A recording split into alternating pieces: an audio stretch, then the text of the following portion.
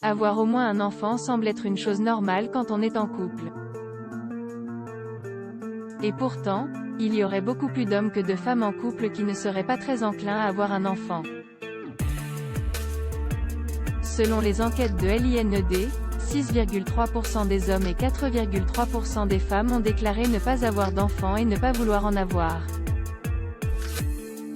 Quand ils sont en couple, ces taux descendent respectivement à 5% et 3%. Le premier signe qu'un homme ne désire pas avoir d'enfant est quand on relance un homme qui ne veut pas avoir d'enfant une énième fois, on peut s'attendre à une réponse du genre « Arrête tes plaisanteries, ce n'est pas drôle ».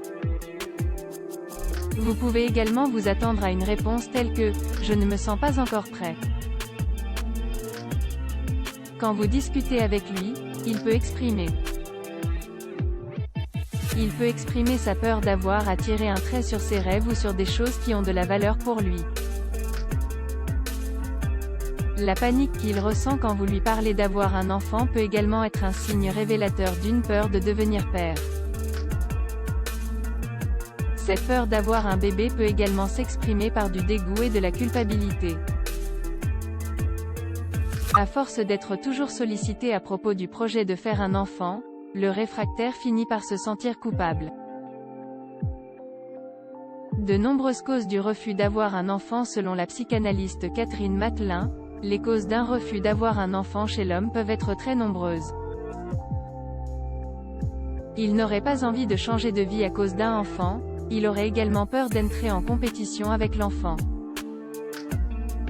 D'autres peuvent être bloqués alors que certains peuvent être freinés par un traumatisme lié à un père violent ou alcoolique. Malgré tout, la psychanalyste ne conseille pas de faire un enfant toute seule alors que votre partenaire ne le souhaite pas.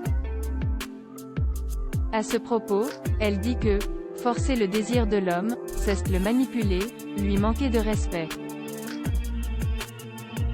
Et le risque est grand qu'il s'en aille, rejetant l'enfant que la mère lui a imposé », termine-t-elle. Loading widget.